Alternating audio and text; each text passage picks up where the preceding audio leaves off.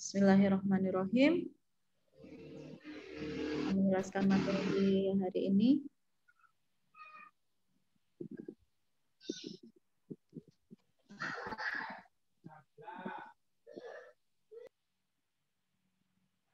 Oke. Seorang wirausahawan, jadi minggu lalu kita sudah membahas ya, wirausahawan itu kewirausahaan, wirausaha itu apa. Kemudian kita juga sudah mempelajari manfaatnya menjadi seorang wirausahawan itu apa. Walaupun tetap namanya manfaat itu juga ada kekurangannya, gitu ya. Juga saya sudah sebutkan minggu lalu. Jadi memang ada namanya mata kuliah kewirausahaan, tapi bukan berarti nanti lulusan dari dari sini itu harus menjadi wirausahawan. Itu tidak ada yang namanya mengharuskan, gitu ya. Tapi akan agar kalian menjadi suatu wawasan baru bahwa ternyata setelah lulus itu tidak harus menjadi pegawai, tidak harus bekerja ke orang, gitu ya. Ketika kalian itu merasa panggilan jiwanya adalah menjadi seorang wirausahawan, gitu ya, saya lebih cocok jadi wirausahawan deh, karena gini. Itu karena kalian sudah mempelajari tentang wirausahawan di mata kuliah ini.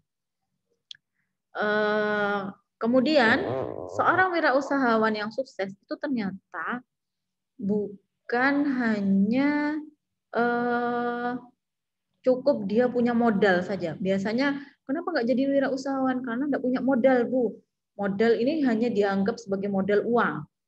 Padahal, modal untuk menjadi seorang wirausahawan, kalau kita bicara modal itu adalah bahan bakar kayak gitu ya. Itu bukan hanya uang saja gitu loh. Nah, itu kita perlu mindset atau pola pikirnya itu perlu kita samakan dulu. Makanya ini mata kuliah hari ini itu namanya entrepreneurial mindset. Oke, suaranya di mute dulu, silahkan.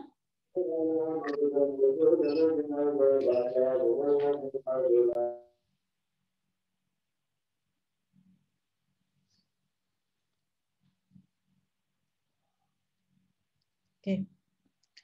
Nah, ini sedikit manfaat tentang wirausahawan, manfaat menjadi seorang wirausaha gitu ya. Ini tapi lebih secara umum gitu ya. Kalau yang kemarin tuh lebih ke personal gitu, jadi tentang potensi mendapatkan penghasilan yang tidak terbatas, bebas mengatur waktu, kemudian memaksimalkan kemampuan diri, itu lebih ke personal. Ini lebih ke secara umum, ternyata menjadi seorang wirausaha itu juga bisa mengurangi pengangguran. Menjadi seorang wirausaha itu berarti membuka lapangan pekerjaan baru. Nah, kalau sudah membuka lapangan pekerjaan baru berarti mengurangi pengangguran. Berarti semakin banyak orang yang bekerja. Kalau banyak orang yang bekerja itu dampaknya sistemik ya. Kalau kita lihat di suatu daerah itu banyak penganggurannya. Kalau banyak pengangguran ternyata dia tetap butuh makan gitu, walaupun dia nggak punya penghasilan. Dia tetap butuh makan. Nah, untuk bisa mendapatkan penghasilan, akhirnya mereka melakukan tindak kejahatan. Makanya biasanya di daerah yang banyak pengangguran itu angka kejahatannya agak tinggi dibandingkan yang tidak.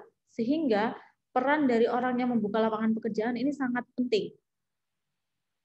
Gitu ya.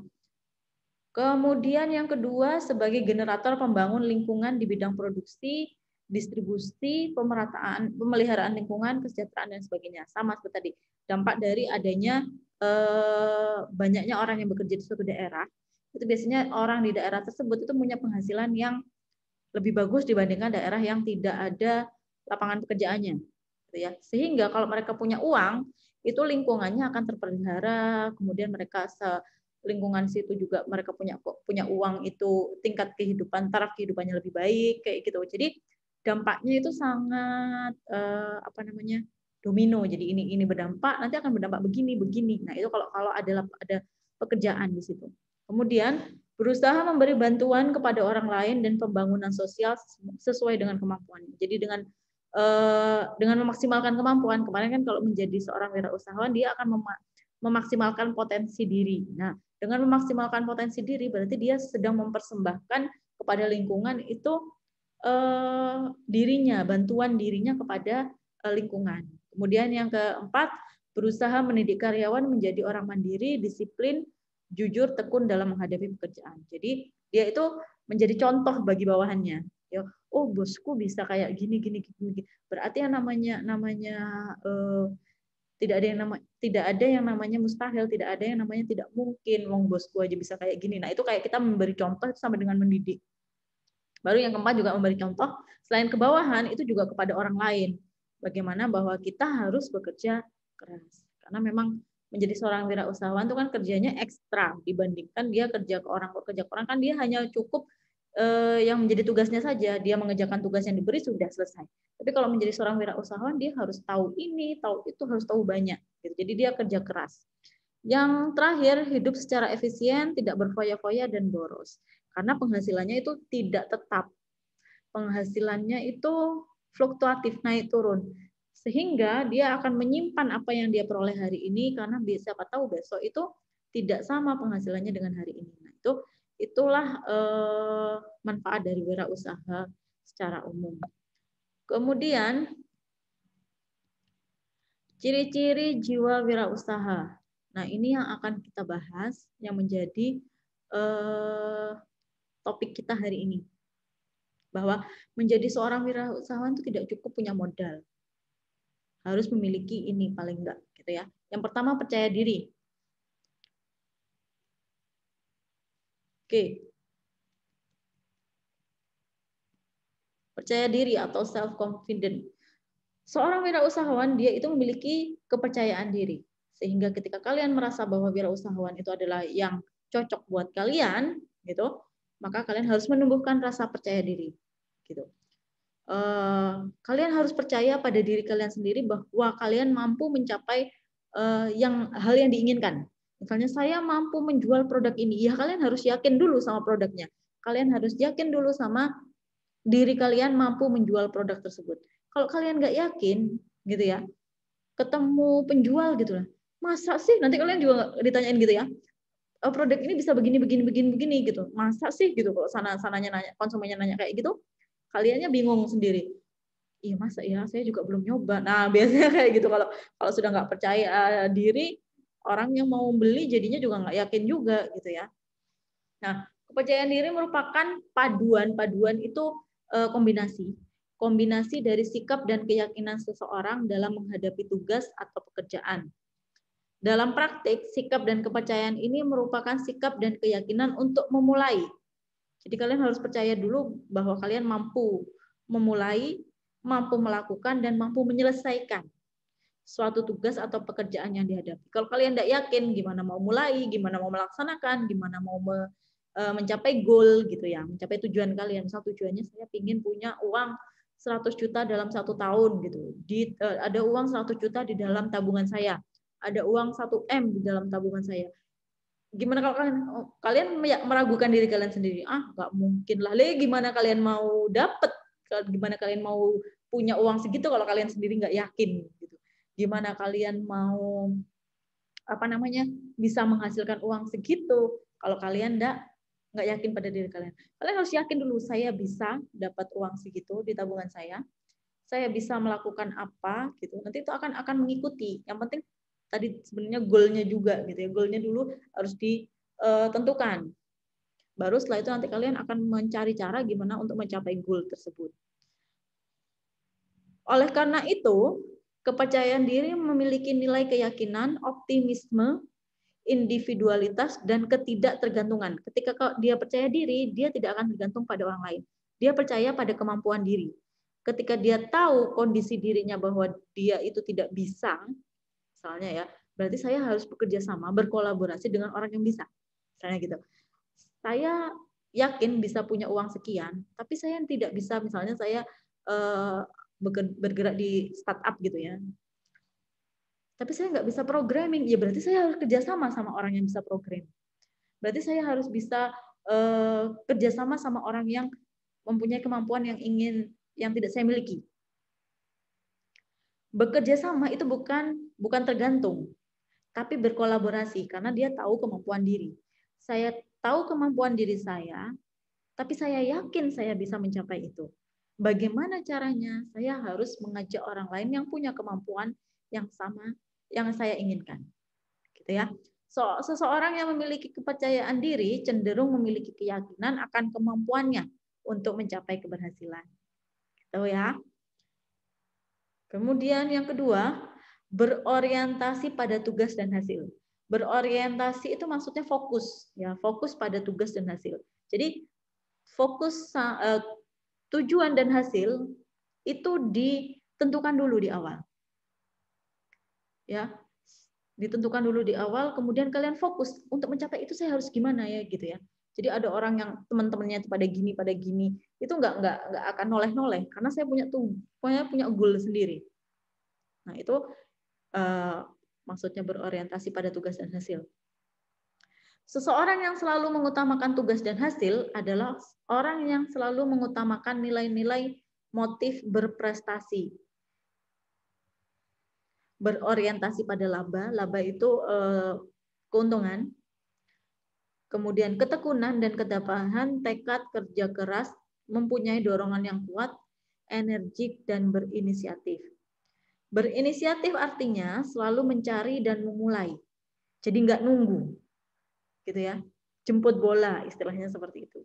Ya kalau nunggu, kapan mulainya, gitu jadinya kan. Untuk memulai diperlukan tekad dan niat yang kuat, serta karsa yang besar. Karsa ini karya dan karsa itu yaitu tadi motivasi. Sekali sukses atau berprestasi, maka sukses berikutnya akan menyusul sehingga usahanya semakin maju dan berkembang. Nah,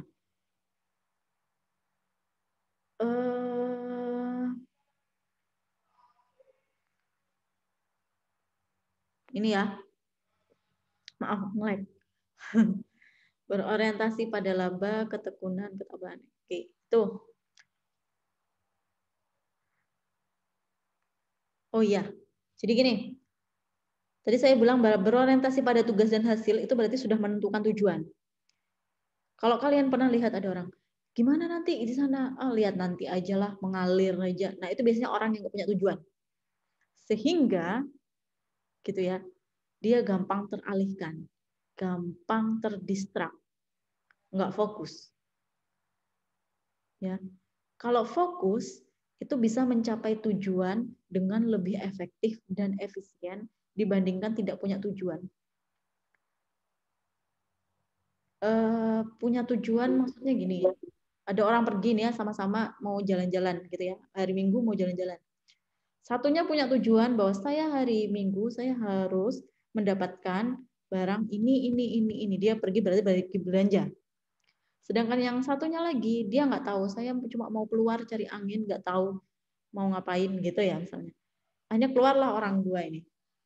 Dia orang yang fokus mau cari barang itu, dia akan pergi ke tempat yang menjual barang yang diinginkan. Sedangkan yang ini nggak jelas. Kemana ya? Gitu, jalan nggak jelas kayak nggak ada tujuan gitu. Nggak punya tujuan hidup. Kayak gitu. Nanti pada saat jam yang ditentukan, misalnya waktunya makan siang, ya ini sudah dapat misalnya barang yang dicari. Yang satunya, saya masih nggak tahu mau kemana, nggak tahu mau makan apa, nggak dapat apa-apa gitu loh. Itu kalau nggak ada tujuannya. Gitu.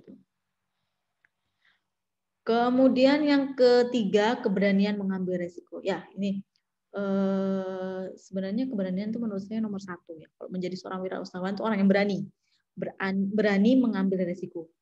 Nah, menghadapi resiko, ya, resiko itu adalah kemungkinan terjadinya hal yang tidak kita inginkan. Gimana?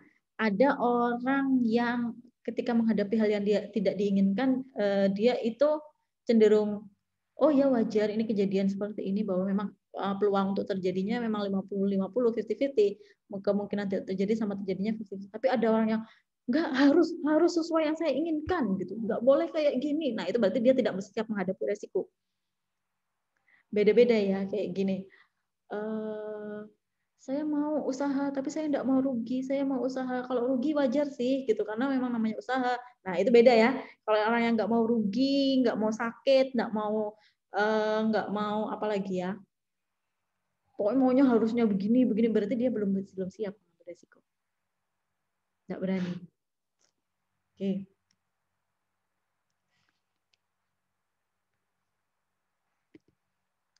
Kemauan dan kemampuan untuk mengambil resiko merupakan salah satu nilai utama dalam berwirausaha. Oke, ada dua hal yang saya mau dan mampu.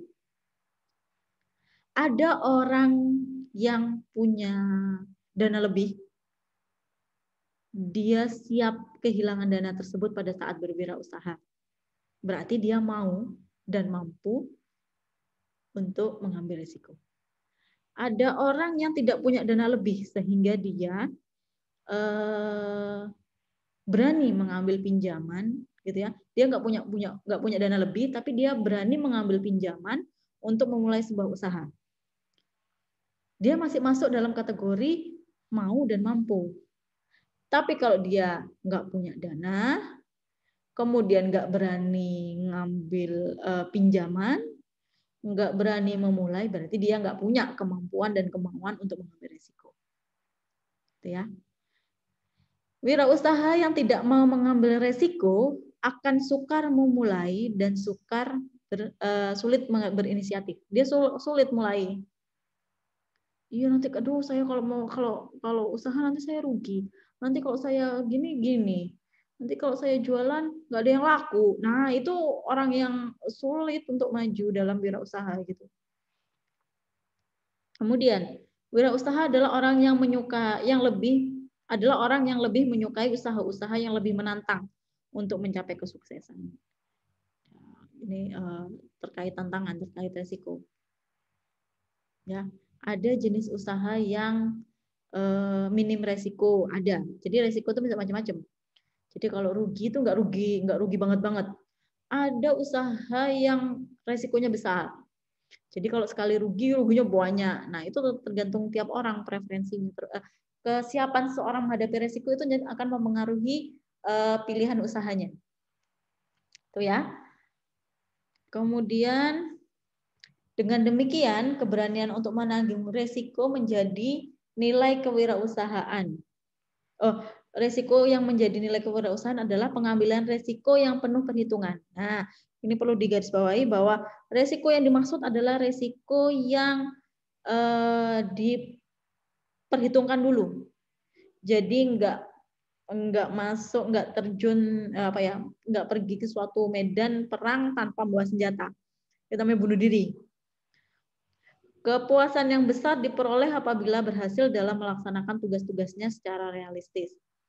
Artinya, wirausaha menyukai tantangan yang sukar, tapi masih bisa dicapai, reachable gitu ya. Wirausaha menghindari resiko yang rendah karena tidak ada tantangan. Nah, biasanya resiko yang rendah itu keuntungannya juga rendah, gitu ya. Tapi resiko yang tinggi itu menjanjikan keuntungan yang tinggi juga. Nah, tergantung kalian sudah siap menghadapi resikonya belum, gitu. Gitu ya. Nah, kemudian ciri yang keempat itu adalah kepemimpinan. Seorang wirausaha yang berhasil itu akan selalu memiliki sifat kepemimpinan, kepeloporan, keteladanan. Dia selalu ingin tampil berbeda, lebih menonjol dengan menggunakan kemampuan kreativitas dan inovasinya. Dia selalu menampilkan barang dan jasa-jasa yang dihasilkannya dengan lebih cepat, lebih dahulu untuk segera berada di pasar. Dia menjadi yang terdepan, gitu. Dia suka yang menjadi seperti itu. Karena yang terdepan di pasar itu menjadi pemimpin pasar, itu biasanya diikutin sama ya followernya, gitu. Misalnya kayak apa ya?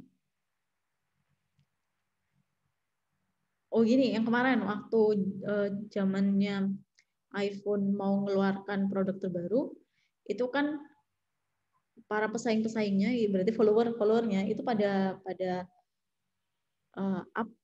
kayak nebak-nebak bakal keluar yang model kayak gimana gitu ya untuk iPhone terbaru. Muncullah rumor bahwa iPhone akan mengeluarkan kameranya yang 4 kamera gitu. Jadi di pojokannya gini ya, di pojokannya itu ada 4 kamera. Misalnya istilahnya iPhone boba gitu kan ya. Ternyata yang keluar cuma 3, tapi memang di pojok ya, tapi 3 cuma kameranya. Langsung ketahuan lah, yang kameranya 4 itu bocoran, salah deh, malu gitu. Kemudian yang kelima ini berorientasi pada masa depan, itu sebenarnya mirip sama hasil. Kita langsung ke kreatif dan inovatif aja ya. Kreativitas adalah berpikir sesuatu yang baru. Thinking out of the box gitu ya. Jadi berpikir di luar mainstream. Jadi mainstreamnya sudah begini, dia mampu memikirkan hal yang baru, melawan arus gitu ya. Itu biasanya akan dikenal. Inovasi adalah melakukan sesuatu dengan cara baru. Kalau kreativitas itu berpikir cara baru, kalau inovasi itu melakukan sesuatu dengan cara yang baru. Nah, kreativitas diartikan sebagai kemampuan untuk mengembangkan ide-ide baru dan untuk menemukan cara baru dalam memecahkan persoalan dan mencari peluang.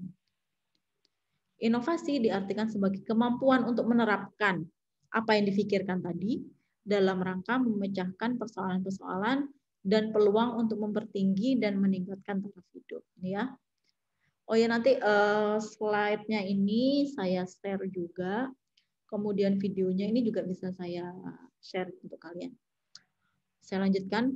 Oleh karena itu, kewirausahaan itu adalah thinking and doing new things or old things in new ways. Jadi berpikir dan melakukan hal yang baru, benar-benar baru, atau berpikir dan melakukan berpikir dengan cara yang lama, atau melakukan hal yang lama yang lazim dilakukan, tapi dengan cara yang baru. Berpikir dengan cara yang lama, tapi dengan melakukan dengan cara yang baru. Nah, kewirausahaan itu adalah berpikir dan bertindak sesuatu yang baru, atau berpikir sesuatu yang lama dengan cara-cara yang baru. Misalnya, saya biasanya kalau kasih contoh itu kayak gini, martabak atau terang bulan itu kan identiknya bulat gitu ya. Terus kalian gimana caranya kalau martabak atau terang bulan ini saya bikin kotak, atau saya bikin kayak pizza misalnya. Nah itu kan berarti martabak terang bulan sudah ada gitu loh, bukan hal yang baru gitu, martabak dan terang bulan. Tapi martabak itu kotak ya, sorry. Dan terang bulannya kan bulat. Nah, kemudian dia gimana caranya dengan cara baru. Misalnya kemarin kalau kita lihat ada yang namanya pizza hitam, itu pakai charcoal gitu ya. Kemudian ada burger hitam. Kemudian kalau sekarang ada burger pink. Nah, itu kan sebenarnya adalah cara-cara baru, inovasi yang dilakukan oleh wirausaha gitu. Kemudian memiliki tenaga dalam. Tenaga dalam ini maksudnya apa? Tenaga dalam itu maksudnya seperti ini ya. Sifat-sifat yang baik yang harus dimiliki oleh seorang wirausahawan gitu. Oke. Sampai sini ada yang ingin ditanyakan?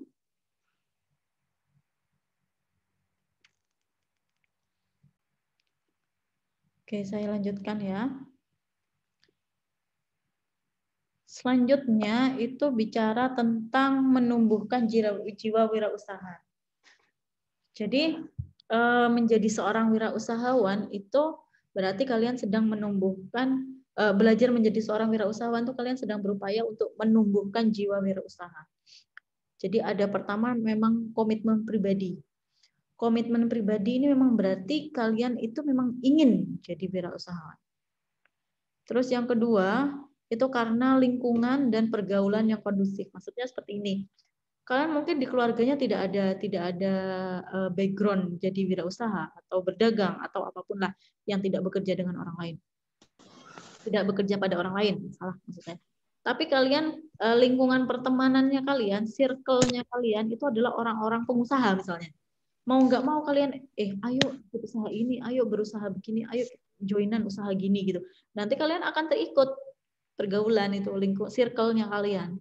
Nah, makanya kalau kalian senyampang masih punya kesempatan untuk memilih circle pergaulan, gitu, circle pergaulan, Jadi alangkah baiknya kalian itu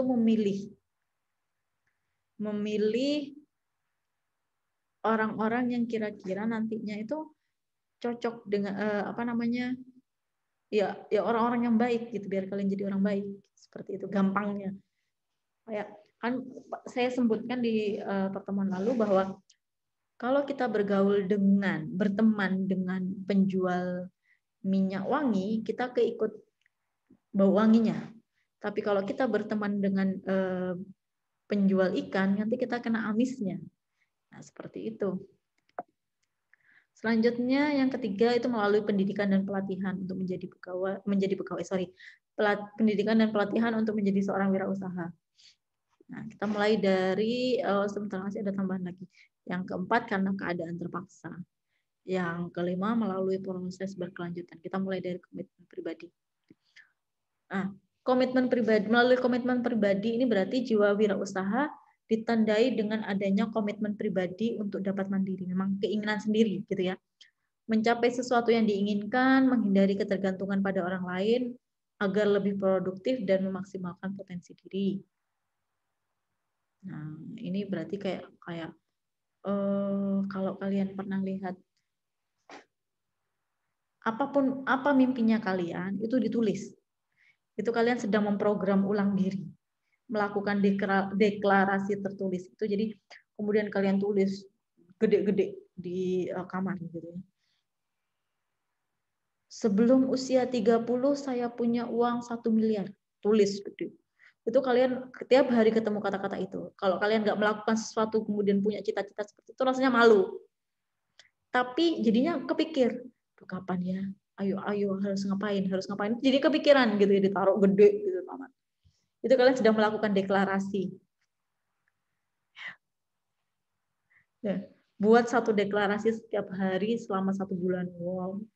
Jadi kayak menulis goal-nya tiap hari berarti. Saya hari ini harus menulis tugas akhir 1 lembar. Saya hari ini harus membaca buku terkait tugas akhir 1 buku. Itu ditulis tiap hari. Begitu nggak tercapai malu kan? Makanya gimana caranya harus tercapai. Ini sedang melakukan komitmen diri ya, komitmen pribadi. Kemudian yang kedua, melalui lingkungan dan pergaulan yang kondusif ya. Dorongan untuk menumbuhkan jiwa wirausaha itu dapat berasal dari lingkungan pergaulan teman, circle tadi, family. Jadi memang kalau saudara ayah atau ibu atau orang tuanya maksudnya orang tua kalian itu ada yang berwirausaha, kalian nanti akan mau nggak mau kayak termotivasi. Oh iya, orang tua saya bisa kayak gini, saya juga bisa gitu ya. Tapi kalau orang tuanya kalian mungkin guru atau pegawai, itu yang pertama kali ada di benak kalian itu adalah menjadi pegawai. Tapi begitu kalian punya circle teman-teman atau sahabat yang wirausaha, bisa jadi kalian nanti mulai terbuka pikirannya. Oh, tidak harus menjadi pegawai, saya bisa kayak teman saya itu, kayak gitu-gitu ya. Kemudian karena mereka dapat berdiskusi tentang ide wirausaha, masalah yang dihadapi dan cara-cara mengatasi. Kalau sendirian kita tuh susah, tapi kalau kita punya komunitas, punya teman itu cari plastik yang bagus di mana ya? Oh, di sini. Saya kemarin beli di sini kayak gitu. Misalnya kalau punya komunitas. Saya mau nyablon untuk ini kemasan di mana ya gitu. Biasanya kalau punya komunitas enak kita bisa nanya-nanya kayak gitu. Nah, kemudian melalui pendidikan dan pelatihan. Keberanian untuk membentuk jiwa wirausaha juga didorong oleh guru atau dosen di sekolah atau di lembaga pelatihan. Jadi memang berlatih untuk menjadi wirausaha. Mereka memberikan mata pelajaran atau mata kuliah kewirausahaan yang praktis dan menarik sehingga membangkitkan minat siswa untuk berwirausaha. Banyak orang sukses karena dipaksa oleh keadaan. Ini yang karena terpaksa tadi ya. Misalnya bisa jadi seseorang itu menjadi wirausahawan karena dia awalnya ingin bekerja menjadi pegawai di suatu tempat, enggak lolos. Untuk nunggu pembukaan selanjutnya saya jualan dulu aja lah, saya usaha ini aja dulu. Kan berarti dia terpaksa. Mungkin awal tujuannya hanya untuk memenuhi kebutuhannya, tapi karena usaha yang keras, tidak gampang menyerah, sehingga akhirnya menjadi wirausaha yang sukses. Nah, ini karena keadaan terpaksa. Yang selanjutnya yaitu melalui proses berkelanjutan. Jadi awalnya itu karena belajar, gitu ya. Kemudian dia berlatih. Selanjutnya dia action, bertindak. Akhirnya sukses. Kemudian dia misalnya mau membuka usaha baru, dia mulai lagi dari awal. Dia belajar lagi, kemudian dia berlatih, bertindak, kemudian sukses. Sehingga jadi tidak jarang orang yang sudah sukses di suatu wirausaha, dia punya lagi lah cabang usaha yang lainnya. Oh, dia sudah sukses di sini. Oh, berarti dia kayak sudah menemukan formula gitu ya. Formulanya dia untuk sukses, dia coba lagi lah di peruntungannya di usaha yang lain. Jadi sukses yang berkelanjutan. Jadi sukses yang terus-menerus. Sampai situ